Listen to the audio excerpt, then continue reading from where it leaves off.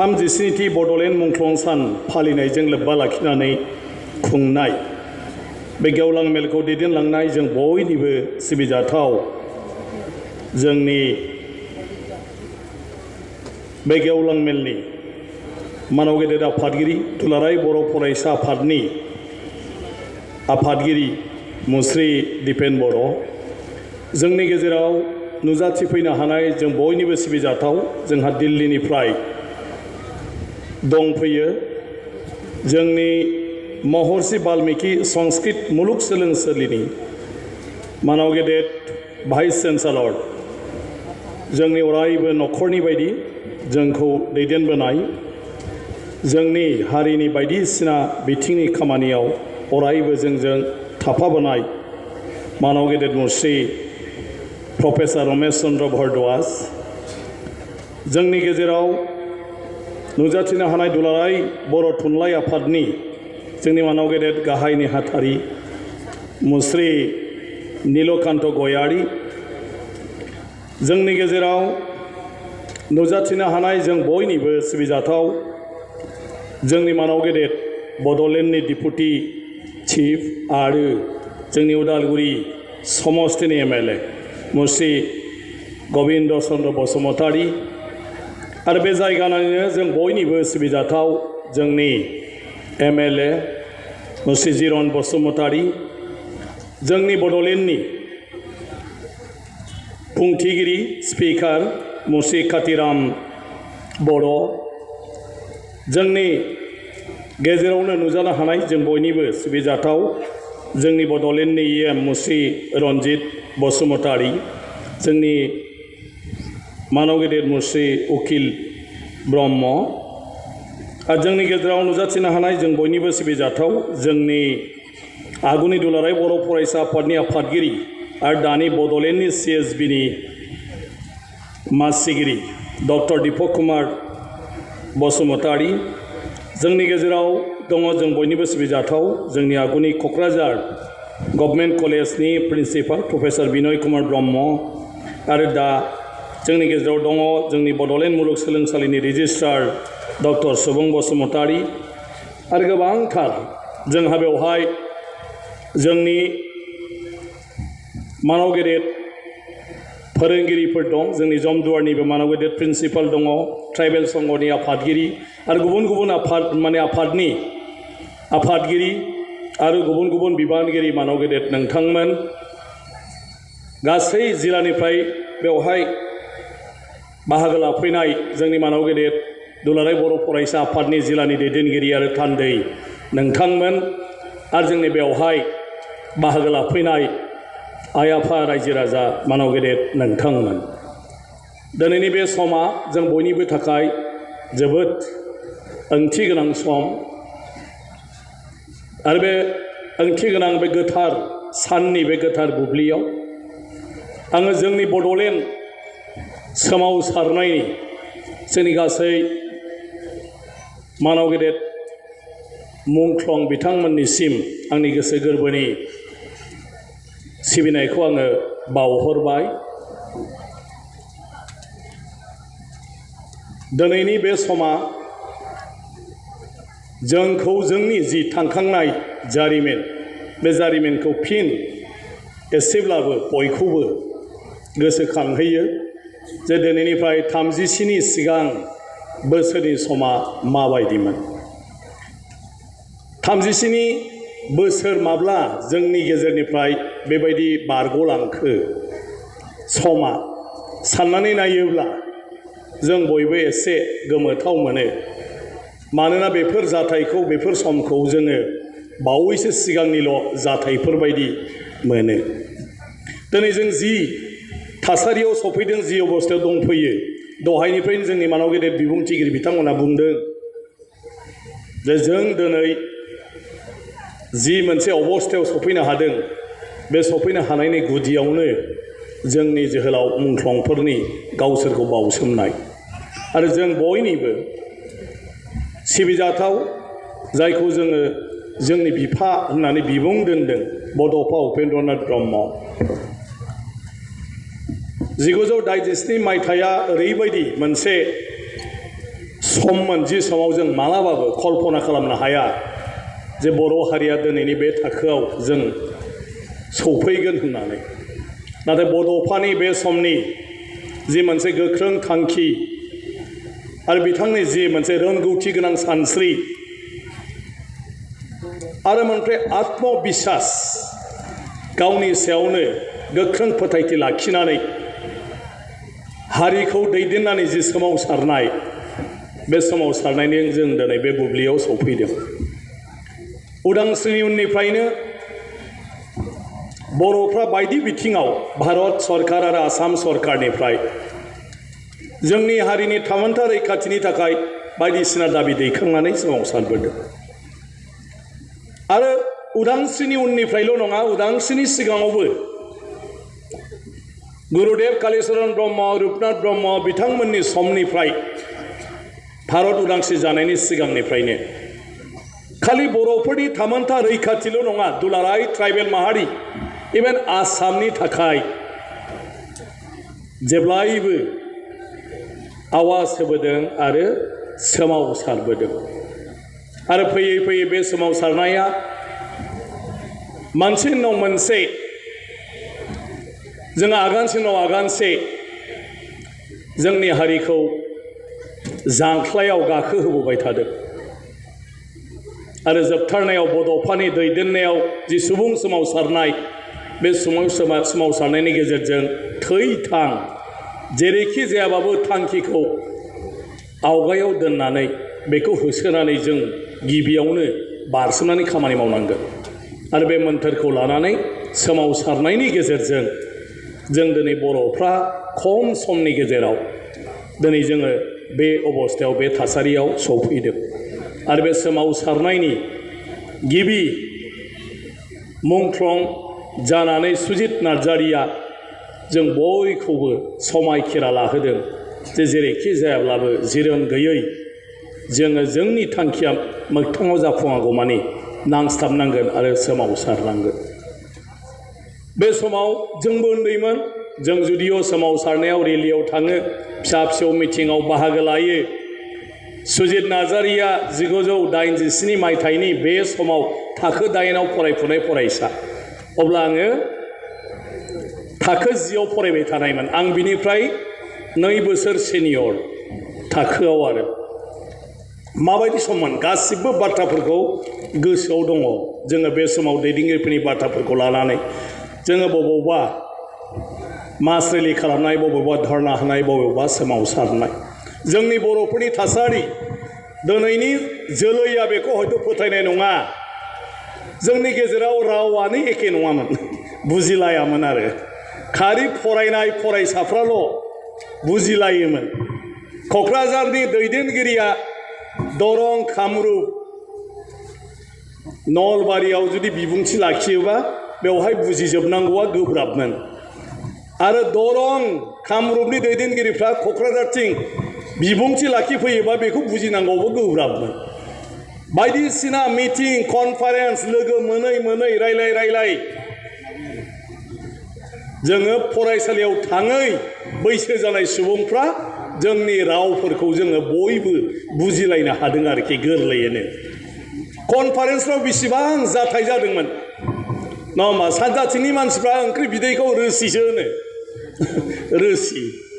आरो ओरैना बिदैखौ बुजिया, मा होनो रोसिखौ बुजिया।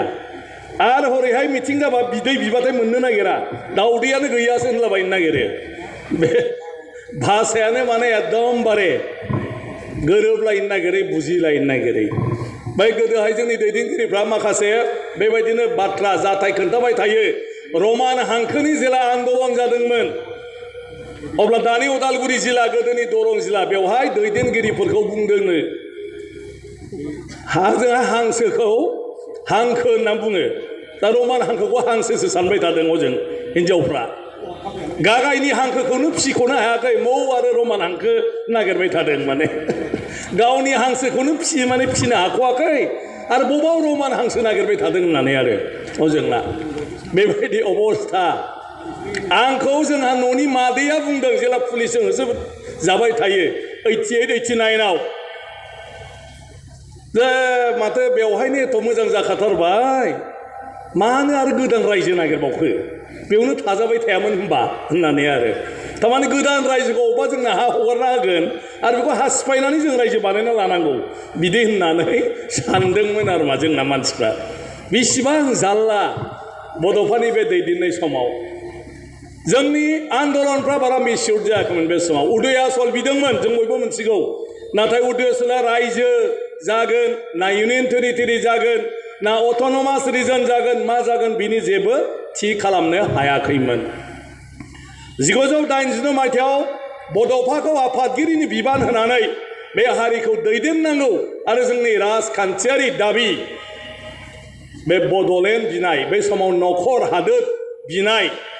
बिनि सोमावसारनायखौ दैदेननांगौ बे थांखिखौ दुलाराय बर' फरायसा आफादा नाजावनानै जों खुनु राजखान्थि हान्जानि सायाव सोनारा आरो राजखान्थि हान्जाया जेब्लायबो माने सम सम कमप्रमाइज खालामबाय थानांगौ जायो बेखायनो दुलाराय बर' फरायसा आफादनि नेतृत्वआवनो बर'नि सोमावसारनाया जानांगौ रौतानि कनफारेन्सआव बे दायित्वखौ दुलाराय बर' फरायसा आफादा लानायनि उनावसो जोंनि सोमावसारनाया मोनसे गति मोन्दों आरोखि मोनसे स्पिड मोन्दों बिनि आगोल स्पिड जायाखैमोन जोंहा बिराद मोजां मोजां दैदेनगिरि दं गोरों मानसि दं गोदोनिफ्रायनो नाथाय सोमावसारनायखौ दैदेननो थाखाय जोंहा बे समावबो थार दैदेनगिरिखौ मोननो हायाखैमोन नाथाय बड'फाखौ बै समनि दैदेनगिरिफ्रा सायख'दोंमोन जे बेनोल' सासे सेंग्रा बर' समाजाव जाय बर' हारिखौ नेतृत्व होनो हागोन दैदेननो हागोन बिथाङा बे समाव अलरेडि साख्रि मावबायमोन आरो साख्रि मावदोंब्लाबो बिथांखौ नारसिननानै दुलाराय बर' फरायसा आफादनि आफादगिरि बिबानखौ होदोंमोन उपाय गैयैयाव बिथाङा बिबानखौ लादोंमोन आरो जोबनायाव बयनिबो खावलायनायखौ नाजावनानै जुदि आंनि सायाव इसेबां फोथायनाय दङब्ला अब्ला दिनैनिफ्राय आङो बे हारिनि थाखाय बिबानखौ लाबाय आरो हारिनि बादै आंहा जेबो गावनि आलादा एजेन्डा गैला बिथाङा रौतायाव फोसावदोंमन बेबायदि गेवलां मेलाव आं खाफाल गोनां बे खालि आं दङमोन बिथांनि गासै बिबुंथिखौनो आं गोसोआव दं बिथाङा बुंदोंमोन दिनै बयनिबो खावलायनाय नोंथांमोननि खावलायनाय बेखौ आं दिनै गनायनानै लाबाय आरो दिनैनिफ्राय आंहा व्यक्तिगत जेबो गैला आं बहाबा थाङोब्लाबो हारिनि थाखाय माबा मोनसे सानोब्लाबो हारिनि थाखाय माबा मोनसे मावगोनब्लाबो हारिनि थाखाय आंनि व्यक्तिगत आरो आं मालाबाबो सानला नाथाय खालि आंनि सायावल' सोनारनानै आंनि नेतृत्वखौल' आसा खालामनानै थायोब्ला जानाय नङा आंनि फंफ्रोम बाथ्राखौ नोंथांमोनहाबो मानिनांगोन होमब्लासो बर' हारिया सोमावसारनायनि गेजेरजों माबा मोनसे नङा माबा मोनसे जोङो मोनहैनो हागोन जों जेखौ हास्थायदों बे जायगायाव जों सौहैनो हागोन बिथाङा अपेन रौतायाव बुंदोंमोन जे बिथाङा फैबाय फैनायनि उनावनो बिथाङा लखिमपुर धेमाजि मुरकुं सिलेक जनाय बेसिम थांग्रोनानै बिनिफ्राय मबिलाइज खालामना फैदों बर' हारिखौ बयखौबो जांख्रिखांहोदों जे दिनै जों जनानै थाबा जानाय नंला जों सोमावसारनांसिगोन मानि थाखाय बेनि गोनांथि जों बबेबायदि लामाजों थाङोब्ला जाफुंसारनो हागोन मानो होननानै बुंबा खनले खनले सोमावसारनायनि गेजेरजों निराशा जानांदोंमोन बे समाव पिटिसिनि आन्दलनावबो मानाव गेदेर समर ब्रह्म चौधुरी सरन नार्जारी बिथांमोनखौ गोबां मानसिफ्रा मोनसे फोथायनाय दं जे बिथांमोननि नेतृत्वआव जागोन कि जागोन नाथाय बिथांमोनहाबो 1967 निफ्राय 1987 बेसेबां जायो 20 बोसोर जेबो जाहोनो हायाखैमोनखाय बर' रायजो राजाया फोथायनायानो खम जाबायमोन आरोखि बेखौ बड'फाया मोनसे जाखांखानाय लाबोदों गामि गामि मबिलाइज खालामबो बेनि उनाव बिथाङा गावनि साख्रिखौ रिजेन होदों आरो साख्रि रिजेन होनानै गमामायैनो रौतायाव आफादगिरिनि बिबान लानायनि उनाव बिथाङा न'जोंबो सोमोन्दो लाखियाखै खुरमा बाहागिजोंबो सोमोन्दो लाखियाखै बायह्रा लोगो दिवाजोंबो सोमोन्दो लाखियाखै खालि गावनि थांखि सुबुं सोमावसारनाय आरो बिथांनि बे नेतृत्वआवनो जेब्ला 12 जुनाव गुवाहाटीयाव मास रेलि जादोंमोन आरो बे मास रेलियाव जोंनि बयनिबो अनजालु जों बयनिबो सिबिजाथाव जोंनि गिबि मुंख्लं सुजित नार्जारिया दानि नलबारि जिल्लानि तिहु सकआव बेवहाय अन्थाइ खुबैनायनि गेजेरजों अन्थाइ नांनानै बेवहाय जिउ गोमानो गोनां जादों बेयाव आक्रमण खालामनाय समाव आरो बिनिफ्रायनो जों बयबो समायखिरा लानानै जोंनि आन्दलना गोख्रोंनिफ्राय गोख्रोंसिन महर लादों आरो बिनि गेजेरजों गोबां जोहोलावजोल' नङा गोबां सुबुङानो मुंख्लं जानांदों 5,000निबो बांसिन दिनैसिम आरो बे सोमावसारनायनि गेजेरजों बिएसि बिटिसिआर दा बिटिआर मोनथाम गोरोबथाजों जों दिनै बे अबस्थायाव सफैबाय जोंनि मानाव गेदेर गाहाय आलासिया दासो बुंदों जुदि सुदेत नार्जारिया मुंख्लं जायामोनब्ला दिनै बर'फ्रा बेबायदि मोनसे समायखिरा लानानै थि नोजोर आरो थांखिजों सोमावसारगौना सोमावसारामोन बे अबस्थायाव सफैगौना सफैयामोन बे मोनसे सोंलु बिथाङा बुंदों जोंनि मानाव गेदेर रमेश भरद्वाज बिथाङा जोंनि दैदेनगिरिखौनो जों होनजायो मानाव गेदेर उरखाव गोरा ब्रह्म बिथाङा जेब्ला आफादगिरिमोन आङो बिथांनि समाव लेङाइ गाहाय नेहाथारिमोन जेब्ला जोङो मुखुब बर' सोमावसारनायखौ लानानै दिल्ली थांलाय फैलाय जालायबाय थादों बे समावनो रमेश भरद्वाज बिथांखौ लोगो मोनदोंमोन आरो बिथांनि गाइडेन्सआवनो जोङो बर' रावखौ बर' थुनलाइखौ जोङो मोनसे गोजौ थाखोआव सौहैहोनो थाखाय बै समनि जोंनि मानाव गेदेर प्रधान मन्त्रि अटल बिहारी वाजपेयी आरो बिथांनिनो बै समाव human resource minister HRD minister आजिखालि एडुकेशन मिनिस्टार मुरली मनोहर जोशी बिथांखौ लोगो मोनदोंमोन बिथाङानो गासैखौबो लिड लानानै बर' रावखौ जेरैखि जायाबाबो सेन्ट्रेल गभर्नमेन्टनिफ्राय डाइरेक्ट दायित्व लानानै बेखौ दावखोहोनांगौ आरो बिनि उनावनो बिथांनि नाजानायजों बर'आ दा साहित्य एकाडेमि बान्था मोनजेननाया बिथांनि नाजानायजोंनो बर' रावखौ 8 सिड्युलनि मान थाखोआव लांनो थाखाय माखासे गोबां जोंहा बिजाब नांगौ आरो बे बिजाबनि बेलायाव जोंनि बर' रावनि सोदोबफोर जायखौ टेक्निकेल टार्मिनोलॉजी होनना बुंदोंमोन बेखौ भारत सरकारा गावनि खरसाजों जोंनो बेखौ खालामनानै होदोंमोन आरो बिनि थाखाय बर' थुनलाइ आफादा बिबान लानानै जोंनि जिखिनि गोरों गोरा मानसिफोर दं फोरोंगिरिफोर दं बेखौनो दिल्लीसिम लाङै सेमिनार खामै बे टेक्निकेल टार्मिनोलॉजी बिजाबखौ दिहुननाय जादोंमोन आरो बेफोरो बर' रावखौ 8 सिड्युलाव मर्यादा मोनहैनायनि बेलायाव मोनसे गोख्रों हाथियार हिसाबै महर लादोंमोन बे गासै खामानिनि बेलायाव जोंखौ गासैखौबो खालामना होनाया बिथां रमेश चन्द्र भरद्वाज आदा विवेकानन्दआ बर' टेक्निकेल टार्मिनोलॉजीआवथ' नोंसोरबो आदाया थांदों थाङाखै होनबा थांदों दा गाज्रि लिरनाया नोंनो सोदोबफोरखौ मानसिलायबाय थायो दानिया बुजिस'आ होननानै नाथाय बिथांमोन नङामोनब्ला जोंहा टेक्निकेल टार्मिनोलॉजी बे लेखाया ओंखारनाय नङामोन आरो बर'नि रावा दिनै बे स्टेन्डार्डआव सफैनाय नङामोन आं दिनै मोजां मोनदों दुलाराय बर' फरायसा आफादा बिथांखौ लेंहरनानै बे सानाव जोंजों लाफानाय बिथांखौ मान होनाय बिथांबायदि मानसिखौ जोङो बावनो मोना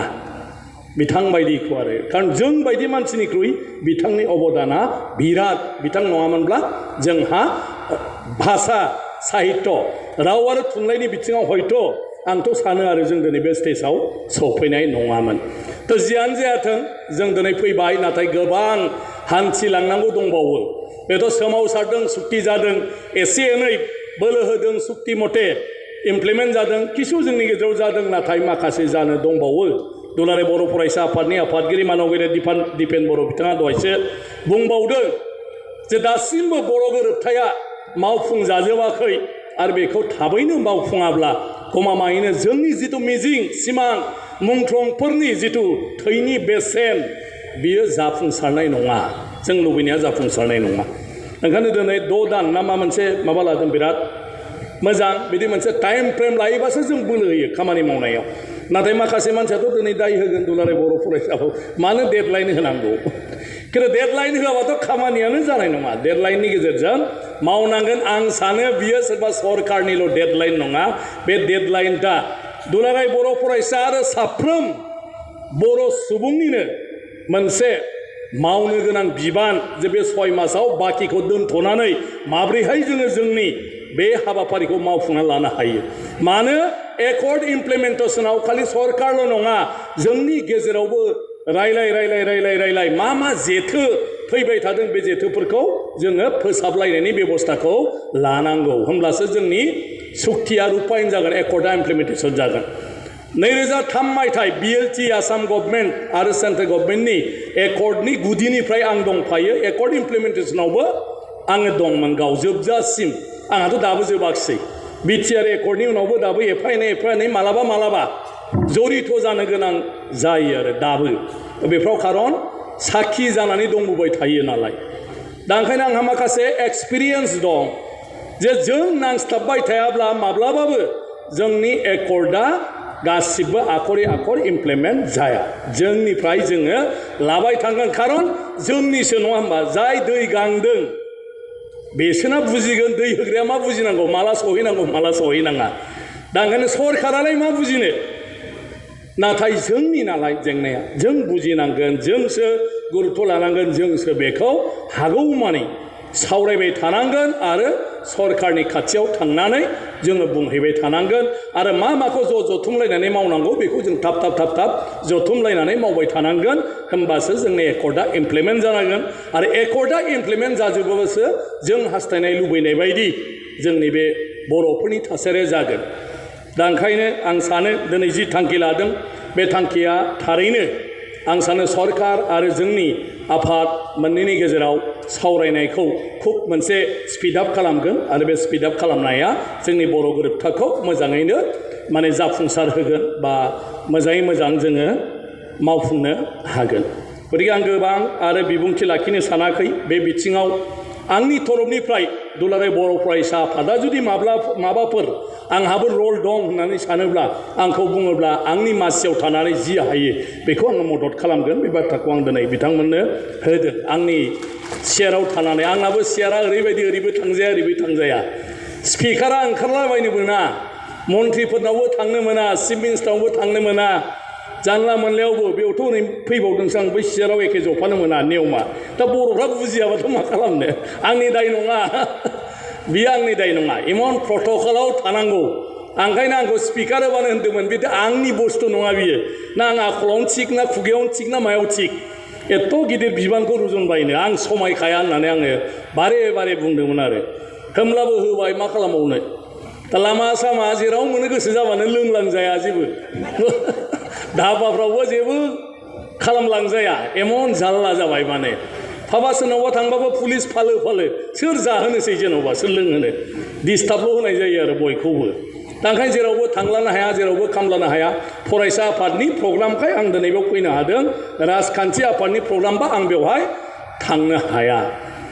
ओंखायनो आंनाव थांनांगोन बेखौ बोराबनानै लाब गैया माथो एसे गिदिर मानसिब्रा जों थांलायनांगौ होननानै उपाय गैया मानाव गेदेर दिपेन बर'खौ आङो बुंदों उपाय गैया माने आङो मालाब्ला बिदिनो लोगो मोनगोन नाथाय खिन्थु नांगौबा बाबाबो थांनांगोन आरो बेलाय बेसे गिदिर मानसि जाखोलै होनब्लाबो उपाय गैया आंना बे बुस्थु ओंखायनो जोङो ज' रायलायलाङोब्ला निस्सय लामाया ओंखारगोन आरो जों लामाखौ दिहुननांगोन जेरैखि जायाब्लाबो खारन खालि जोङो जोंनि गेजेरावल' रायलायबाय थायोबा बे जेंनाया जोबा जोङो सरकारजों रायलायनांगोन रोंगौथि गोनां मानसिजों जोङो रायलायनांगोन आरो रायलायोब्ला आं सानो जिहेतु सरकारा बाथ्रा होदों बेखौ मावफुंनो हायैनि खुनु बाथ्रा गैया मावफुंनो हायो आरो बेखौ जोङो मावफुंहोनांगोन आरो होमब्लासो जोंनि जेंनाफ्रा जोबगोन दा बेफोर जालांबाय थागोन दुलाराय बर' फरायसा आफादनि दैदेननायाव नाथाय खालि सुक्ति खालि माबा मोनसे गोहो मोनबाय थाबाल' बर'फ्रा जेबो जानाय नङा बर'फ्रा गाव हारसिङै बयबो दायथ' लानो सोलोंनांसिगोन दा गथ' गथाय लेखा फरायनायनि बाथ्रा बुंबाय थादों सुपार 50आव 44 जन मा होनो एन्ट्रेन्स एग्जाम दा पास खालामदों इन्जिनियारिंआव ना आरो मेडिकेलाव 40 बेसेबां 48 मेडिकेलाव 48 मेडिकेलाव 50नि गेजेराव खिन्थु बेखौ बड'लेण्ड सरकार दुलाराय बर' फरायसा आफादा इनिसियेटिभ लानानै खालामनायखायसो बे फैदों नाथाय बेसेबां दिन इनिसियेटिभ लाबाय थानो बिमा बिफाया इनिसियेटिभ लानांगोन लेखा फरायनायनि बेलायाव जेब्लासिम बिमा बिफाया गावनि फिसानि फारसे लेखा सोलोंनांगौ फोरोंनांगौ होननाया साननाय फैया होमब्लासिम बेखौ रावबो जेबो खालामनो हाया ओंखायनो जों साफ्रोम बर' बिमा बिफायानो गावनि फिसाखौ थै थां आं बेखौ आं थांनानै थासान्दियाव फोरोंथारनांगोन आंनि थैनायनि सिगां माबा मोनसे मावनाय नायलांथारनांगोन होननानै जों बयबो समायखेरा लानांगोन जायहा फिसा दं आंथ' समस्थियाव दा बेखौल' बुङो आंनाव साख्रि बिना माला इन्टारभिउआवनो जिरायनो गिजोबो फिसाफ्रा माने हाजोबा ओंखायनो नों बेफोर मानो जादों फरायनायखौ जों रावबो खबर लाया नालाय जेब्लाया मेट्रिकआ बारा नाम्बार मोनासै मासे हाखार जायो मेट्रिक होनसैबासो हाखार हायार सेकेन्डारि परिखा होनसैबासो हाखार जोंना फिसाया मेट्रिक जानोसै मा जागोनथाय खिन्थु 2 बोसोर 3 बोसोर सिगाङावनो जे एसे थाल लानांगौमोन टिउसन होनांगौमोन न'आव हाबदों हाबाखै नायनांगौमोन बेफोरखौ जों रावबो थाल लाया ओंखायनो साफ्रोमबो बर' बिमा बिफाखौनो आं खावलायदों जायहा लेखा फरायनाय दं फुंनि 4टायाव सिखार उपाय गैया फुंनि 4टायाव सिखार 4:30 एसे दै फुदुंस्रां साहा लोंस्रां बिनिफ्राय फिसाखौ फोजानानै मोखां सुहोनानै खमावबाबो 5टानिफ्राय लेखायाव फज' 7टासिम 7टानि उनाव एसे दुगैस्रां लोबस्रां माबा मोनसे जाहोनानै 8टा 8:30 स्कुलाव फाथायहर स्कुलनिफ्राय फैखांनायनि उनाव खबर लायो लाया बेजों खोथा गैया नाथाय मोनानि 6टा जानाय लोगो लोगो जाहाथे फिसाया न'आव फैनानै टेबोलाव जिरायो लेखा फरायो 8टा जायाबा ओंखाम खुरनो नाङा जाहाथे 2 घन्टा फिसाफ्रा फरायो 8टानि उनावसो ओंखाम जानांगौ आरो 8टानि उनाव ओंखाम जाखांनानै हायोब्ला 9टा 10टायाव फरायफिननांगौ 1 घन्टासो फरायाब्लाबो अरजाला अलसियाना आरो माथो दं आरो जाय फरायनांगौखौ बुजियो बियो 6टा नङा 4टा 5टानिफ्रायनो फरायगोन बियो 9टा 10टासिमल' नङा 12टासिम फरायगोन खिन्थु बेसिम अयभासखौ लाबोनो थाखाय जों साफ्रोम बिमा बिफायानो कम्पालसरि गावनि फिसानि थाखाय बेखिनिखौ खालामथारनांगोन फुङाव 2 घन्टा मोनायाव 2 घन्टा बेखौ फरायहोथारनांगोन नङाबा जों हाजार मानसि गिदिर जा जोंनि गेजेराव बे जाया दुलाराय बर' फरायसाया हाजार थांखि लाबाय था रिजलिउसन लाबाय था दुलाराय बर' थुनलाइ आफादा जेसेखि सावराया जेबो जाया बे सावरायनाया जेब्लासिम बे सावरायनायनि मोनफ्रोमबो खोथाखौ बेसेन होनानै जों साफ्रोमबोआ गावबा गाव न'आव जुदि खामानिखौ मावाब्ला ओंखायनो बेफोरखौ जों खालामनांगोन दखान पहर होनोबो जों सोलोंनांगोन नङाबा बै बड'लेण्डआलाय मा बड'लेण्ड जानो जुदि जों ओरैनोल' सुक्तिनि गेजेरजों जानायजोंनो जोंबो माबा मोनसे मोननांगौ जानांगौ होननानै सानोब्ला दिनै मेडिकेल कलेज जाबाय क'क्राझाराव तामुलपुरावबो हयथ' फैगौ बोसोरनिफ्रायनो एकाडेमिक सेसना जासिगोन नाथाय एन्ट्रेन्स परिखाखौनो पास खालामनो हायाब्ला जों सोमावसारग्रा आन्दोलनकारि बर' बिमानि फिसाफ्रा बबे मेडिकेल कलेजाव एडमिसन मोननो बबे इन्जिनियारिं कलेजाव एडमिसन मोननो बबे CITआव एडमिसन मोननो गतिके बेफोर ओरैनो फसंफैनानै मालायनि थाखाय खालामनाय बायदिसो जागोन जोंनि जानाय नङा ओंखायनो बिनि थाखाय जों बयबो मावनांगौ दं दा साफ्रोम मानसिफ्रानो जोङो माब्रैहाय मोगथाङारि नोजोरजों सबखौनो नायनानै लानानै खामानि मावो बे खोथाखौसो जोङो गुरुत्व होनांसिगौ आरो बांसिन मालायनि सायाव सोनारबाय थानाया जाया लिडार MLA MP बेफोरनि सायाव सोनारबाय थाब्ला जाया गावनि मावनांगौखौ गाव मावथारनांगोन मोजां मास्टार मोजां प्रफेसार मोजां कलेज न' मोजां स्कुल न' बे थायोब्लानो जोंनि फिसाया डिग्री मोना आरो जोंनि फिसाया डिग्री मोनब्लाबो जोङो मालायजों कम्पिटिसनाव थांनानै साख्रि बाख्रि मोननो हाया दिनैनि दिनाव भेलु गैया फार्स्ट डिभिसना फार्स्ट क्लास पासआ भेलु गैया 60% मोनबानो फार्स्ट डिभिसन 60% मोननानै BA पास जाबानो फार्स्ट क्लासाव पास नाथाय मालाया जुदि 90% 95% 98% मोनजोबो बिसोरजों जुदि नोङो कम्पिटिसनाव जफानांगौब्ला जोंनि फिसाया बबेहाय मोननो ओंखायनो बेसेबां खस्थ' खालामनांगोन दिनैनि दिनाव बेखौ जुदि साफ्रोमबो बर'आ खस्थ' खालामनो आवगाया जोंनि रायलायनायल' जाबाय थागोन ओंखायनो आं खावलायदों जे जोङो सोमावसारनाय जोंनि सुक्तिनि दारै जेफोर जानांगौ बेफोरनि थाखाय जोङो रायलायदों मावनो हाबाफारि लादों नाथाय बेजों लोगोसे जों साफ्रोमबो गावबा गावनि खामानिखौबो जों मावलांनांगोन दिनै Kokrajhar medical college civil hospital Rupnath Brahma बेखौ लानानै दावराव दावसि धरना सरना जागासिनो दं नाथाय बेनि गासैबो जिथु जेंना बे जेंनाखौ फोसाबनानै लानायाथ' जोंनि क'क्राझाराव मेडिकेल कलेजखौ जोंनो नांगौ नाथाय मेडिकेल कलेजा थानांगौब्ला बे मेडिकेल कलेजाव खमावब्लाबो साराय 400 जन बेमारि सामफ्रामबो बेमारि नायजाफैग्रा थानांगौ होमब्लासो मेडिकेल काउन्सिला बेखौ पारमिसन होगोन बेखौ एफिलिएसन होगोन होमबासो क'क्राझार मेडिकेल कलेजनिफ्राय डक्टर हिसाबै बेवहाय फरायनानै MBBS डिग्री लानो हागोन नङाब्ला कलेजानो थानाय नङा बेराफारसेथिं रुपनाथ ब्रह्म सिभिल हस्पिटाल बेखौ थैगोन नामा मागोन नामा बेफोरनि गोबां कुइसन फैदों आरो बेफोरखौ आगोलाव रायलायलायजोबनानै मोनसे थि थांखियाव फैदोंमोन जे इमारजेन्सिनि थाखाय सिभिल हस्पिटाला थागोन आरो बेनि माखासे डिपार्टमेन्टफ्रा थाजोबगोन नाथाय जायफ्रा इमारजेन्सि नङा बेखौ क'क्राझार मेडिकेल कलेजाव माने बेखौ लांजोबगोन आरो बे मेडिकेल कलेजा जाहाथे मेडिकेल कलेज हिसाबै स्वीकृति मोननो हायो पारमिसन मोननो हायो दा जों बबेखौ दोननो दिनैनि जिथु जुद्ध मेडिकेल कलेजखौ नांगौ ना सिभिल हस्पिटालखौ नांगौ जोंनो मोननैबो नांगौ नाथाय मेकानिजमखौ जों दिहुननांगोन जोंनि गेजेराव रायलायलायनानै बेबो थानांगौ इमारजेन्सिनि थाखाय आरो जोंहा मेडिकेल कलेजाबो आबुं महर मोननांगौ बेबो जानांगौ ओंखायनो बियो क'क्राझार टाउननिल' बाथ्रा नङा गसाइगावनिफ्राय लानानै गासै क'क्राझार जिल्ला पर्बतजरा नोंथांमोना बयबो बेखौ सावरायलाय जयैनो सावरायलाय खालि सोरबा टाउननि मानसिनि थाखायल' नङा बे जोंनि बयनिबो रायजो राजानि आरो बेफोरनोथ' जोंनि सोमावसारनायनि फिथाइ आरो सोमावसारनायनि फिथाइ हिसाबै दिनै जों बेखौ मालायनि बस्तु बायदि लानानै जुदि जों रावबो दायित्व लाया अब्ला जोंनाव मोननैनिबो जिथु माने सिभिल हस्पिटालनि आबहावा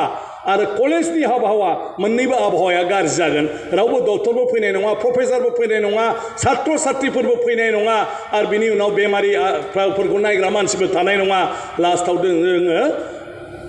गौहाटी आरो कचबिहार बे आगोलाव थांनाय बायदिनो थांबायनो थानांगोन क'क्राझार मेडिकेल कलेजाव दिनैहाय फ्राय 40 जन प्रफेसारफोर दंफैयो एसिस्टेन्ट प्रफेसार आरो प्रफेसार बयनिख्रुइबो स्पेसियलिस्टसिन डक्टरफ्रानो दंफैजोबो क'क्राझार मेडिकेल कलेजाव नाथाय जोंनि मानसिफ्रा क'क्राझार मेडिकेल कलेजनि सायाव बिसासा खम जादों माने मेडिकेल कलेजाव थाङोब्ला बेमारा हामनाय नङासो सानो जोंना उल्था मेडिकेल कलेजावसो बांसिन स्पेसियलिस्टफोर दं दा प्रफेसारफोर दंजोबो गासिबो सिनियर मानसिफोर दंजोबो बेवहायसो जों थांनांगौ ट्रिटमेन्ट आरो दुलाराय बर' फरायसा आफादखौ आं खावलायगोन जे क'क्राझाराव माखासे हाबाफारि ला जे क'क्राझार मेडिकेल कलेजा दस्रा कलेज बायदि लेखाल' फोरोङा बेवहाय बेमार नायनाय जायो सिकित्सा खालामनाय जायो अपारेशन खालामनाय जायो टेस्ट खालामनाय जायो बेखौनो मोनथिया क'क्राझारनि गोबां रायजो राजाया बेखौ कलेज साधारन कलेज बायदि लाबाय थायो मेडिकेल कलेजखौ ओंखायनो मेडिकेल कलेजाव बयबो थांनांगौ दा बेमार आजार नायजानो खालि सिभिल हस्पिटालल' नङा दस्राल' नङा मेडिकेल कलेजाव बेमार नायनाय जायो अपारेशन खालामनाय जायो बियो हस्पिटालसो हस्पिटाल बेयाव क्लासल' जायो नाथाय बेमार आजार बेमारिफोरखौ नायनाय जायो गौहाटीनि मेडिकेल कलेज हस्पिटाल बायदि GMC बायदि मोनथिबायना बेखौ क'क्राझार दुलाराय बर' फरायसा आफाद खोरमोनदाव गासै आन्सलिकआवनो बिबान हो जे क'क्राझार मेडिकेल कलेजखौ एसे बयनोबो पाब्लिसिटि खालामना होनांगौ नांगौबा डक्टरफोरजों रायलायनानै स्पेसियेल अपारेशननि माखासे प्रग्रामफोर ला आं आगोलावबो बुंदोंमोन जे फिसा फिसा अपारेशन मेगन चेकआप बबा उदैनि चेकआप माबा माबि मा होनो किडनि स्टनफोर गल्ड ब्लाडारफोरनि अपारेशन बेवहाय फ्रि अफ कस्ट खालामनाय नांगौबा गारि मटर होनानै लांनानै अपारेशन खालामगोन जाहाथे बे मेडिकेल कलेजा हस्पिटाल मारलै होननानै बयबो सानो बहुदानो सानो जे मेडिकेल कलेजा फोरोंग्राल' बेवहाय बेमार नायजाया बिदि सानबाय थायो लवार आसाम लाङो फाबा लाङो नाथाय बिनिख्रुइबो दामिसिन डक्टरफ्रा क'क्राझार मेडिकेल कलेजाव दंजोबो दा बेफोरखौ जुदि जों थाल लानो रोङाब्ला खालि नांलाय खमलाय राजखान्थिनि बायदिसिनाल' बाथ्रा नांलायबाय थायोबा क'क्राझारनि मेडिकेल कलेजा जोंना थाहैनाय नङा उनावहाय दा बे बाथ्राखौ आं दिनै बेवहाय खावलायबाय जोंना मा नागिरदों हनै आदामोन दं सुबुंमोन गासिबो एसे सावरायनांगौनि प्रयजन फैबाय बियो दा बे आंहा बिबु माने बुंथिगिरि स्पिकार जानला मोनला बुंनो मोना बेबो जानला मोनलायानो जाखो नामा मोनथिला आङो थेवब्लाबो आंथ' गावखौ गेजेर गेजेर बुंदों होननानै सानदों आरो मा आंहा ओरैबो जानो मोना ओरैबो जानो मोनथ'वा दासान्दि ओरैबायदि जाल्ला दा बे लाइनआव सानदो आं आरो गुबुन जेबो बाथ्रा बुंनो सानाखिसै आं मिजिंथिदों जोंनि मुंख्लंफोरखौ जों जेब्लाबो सन्मान होनांगौ जों भबिष्यतआवबो जेब्लाबो गोसोआव लाखिनांगौ आरो बेफोरजोंसो जों गावखौ ब्रेक हमनो हायो मालाबा मालाबा जे जोंनि बिबाना मा जोंनि दायित्वआ मा आरो जोंनि हारिया मा बेफोरनि प्रति साननाया फैयो नङाबा जोंनि माने लामाफ्रा मालाबा दोरोदलांनो नागिरो बेखायनो बियो जोबोद गोनां ओंखायनो दिनैनि बे दिनाव दुलाराय बर' फरायसा आफादखौ आङो साबायखर बावदों जे मुंख्लं सानखौ गाजा गोमजायै बेवहाय फालिनानै बयखौबो लेंहरनानै दिनै बे सानखौ एसेब्लाबो बयखौबो गोसोखांहोनायनि थाखाय आरो जोंनि सोमावसारनायनि जारिमिन आरो मुंख्लंफोरनि फारसे जोंनि सिबिनायखौ बयखौबो गोसो गोरबोआव जाखांहोफैनायनि थाखाय ओंखायनो बयनिसिमबो आरो आंनि गोसो गोरबोनि गाहाम हामलायबावनानै आंनि बिबुंथिखौ बेयावनो फोजोबबाय गोजोन्थों। मानगोनां जोंनि